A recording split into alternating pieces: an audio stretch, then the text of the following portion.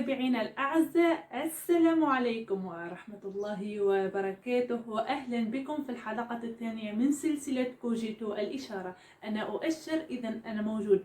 تحدثنا في الحلقة الأولى عن الفرق بين الصم والبكم، وما إن كان كل أصم أبكم أم لا. اليوم في هذه الحلقة سنتطرق إلى ماهية لغة الإشارات، وهل هي لغة حقيقية أم لا، وهل تشبه سائر اللغات المنطوقة؟ تابعونا. ليست لغة الإشارات مجرد حركات اعتباطية، وإنما هي نظام لغوي وتصور ذهني بصري نستخدم فيها رموز يدوية لإيصال المعلومات للآخرين وللتعبير عن المفاهيم والأفكار، وهي لغة قائمة الذات كاملة ومكتملة كغيرها من اللغات، لديها ميزاتها وتراكيبها الخاصة. لغة الإشارات هي لغة ضوئية نتنفسها بأعيننا، وهي لغة صامتة silencieuse تعبر عن هوية الأصم وثقافته، لأنها لغته الطبيعية، ولأن تفكير الأصم هو تفكير بصري قائم على أيقونية الصور l'iconicité et la perception des choses، في حين أن تفكير السامع هو تفكير قائم على la sonorité ورمزية الأفعال. إذن le sourd est iconique alors que l'entendant est échoïque. ارتبطت بداية الاهتمام بلغة الإشارات باسم ويليام ستوكي، مدرس اللغة الإنجليزية آنذاك بمدرسة غالوديت، والتي أصبحت فيما بعد جامعة غالوديت، وهي الجامعة الوحيدة في العالم التي تدرس الصم وموجودة في واشنطن. وبطبيعة الحال قبل أن يباشر عمله كان من الطبيعي أن يتلقى دروسا في لغة الإشارات، فلاحظ ستوكي اختلافا واضحا بين الإنجليزية المؤشرة ولغة الإشارات التي يتواصل ويستعملها الطلبة الصم.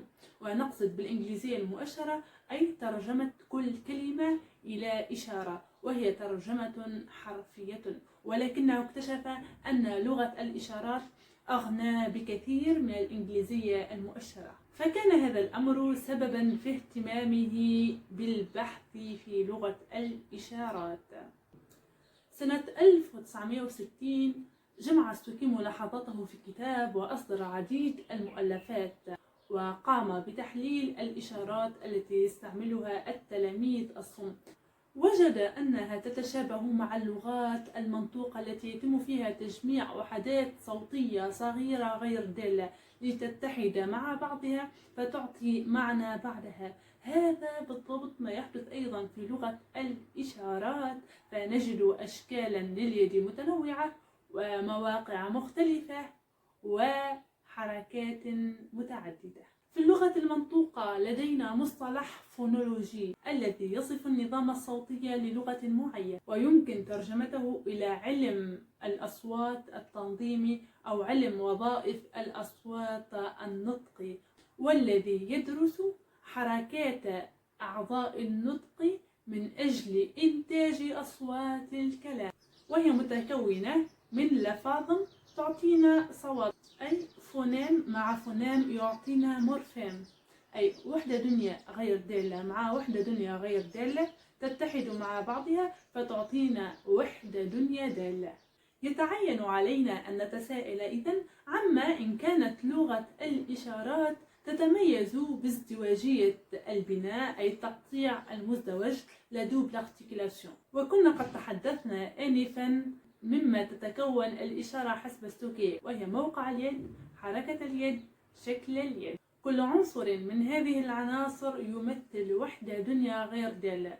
الوحدة الدنيا غير دالة في لغة الإشارات تسمى شغام. شغام مع شغام مع شغام يعطينا كنام، مثل في اللغة المنطوقة لدينا فونام مع فونام يعطينا مورفيم.